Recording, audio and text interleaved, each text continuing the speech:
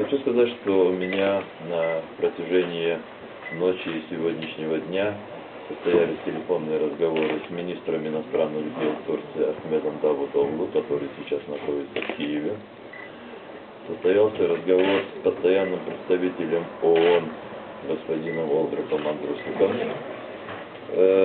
Разговор сегодня длительный с послом Соединенных Штатов Америки в Украине господином Джеффри Пайетом.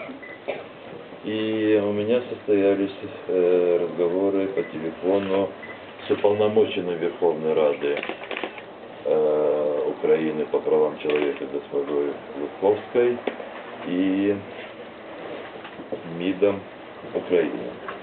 И все не хотят эскалации напряженности. Потому что все понимают, что за такой эскалацией все меньше и меньше останется эффективных путей для выхода из кризиса. Поэтому, скажем, господин посол, он мне подробно рассказал об инициативах президента Обамы, которые, в общем-то, в сути своей известны через средства массовой информации, и правительство Соединенных Штатов Америки с максимальной опорой на европейские государства и с опорой на российское руководство будет и ищет уже пути выхода из кризиса. Очень четкая позиция Германии, которую тоже мне довели. Эта позиция изложена министром иностранных дел Германии. В общем, я не думаю, что мне господа послы сказали больше в прессе, но, по крайней мере, они рассказали о хронологии действий их правительств, которые с точки зрения будут содействовать снижению эскалации. Самый главный мотив, который был во всех этих телефонных разговорах, о том, чтобы, и это действительно так было, и, наверное, я имею моральное право даже от их имени обратиться, о том, что сегодня главная задача тех людей, которые живут в Крыму, сохранять спокойствие и не входить ни в какие конфликты ни с одной стороны. Безопасность людей в Крыму сейчас на данном этапе не должна и не может рассматриваться в контексте одной этнической группы.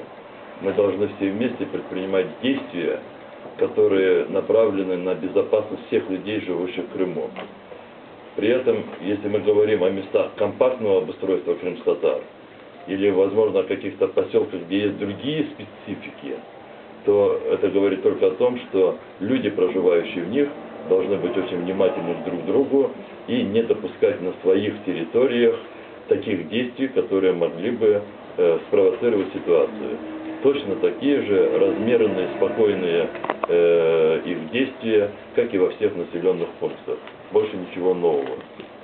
Никаких специальных отрядов, никаких там вооружений. Еще раз хочу подчеркнуть, что конфликт разросся до такого уровня, и слава Богу, он не сопровождается жертвами, но тем не менее конфликт разросся до такого уровня, что его решение должно быть найтись на уровне, где люди могут помочь только спокойным своим поведением. Господин министр иностранных дел Ахмед Давутоглу, он высказал те же самые пожелания, о которых я сейчас так много говорил. Он поделился с теми же самыми информацией о действиях правительства Турции, которые никоим образом не отличны от действий, которые предпринимают другие государства. Европейские, Америка, наши близкие соседи, Вышеградская четверка и другие государства. Никаких отличий. Конфликт вышел на такой уровень, в котором решение его должно найтись международным сообществом и, естественно, нашим государством. Мы исходим из того и рекомендуем нашим гражданам в своем поведении исходить из того, что мы живем в суверенном, независимом государстве, Украина, и при этом сохранять полное спокойствие в ожидании того, что конфликт разрешится в способ, который будет определен нашим государством украинским и международными организациями. Разумеется, с участием Российской Федерации, поскольку сегодня на территории Автономной Республики Крым находятся войска Российской Федерации.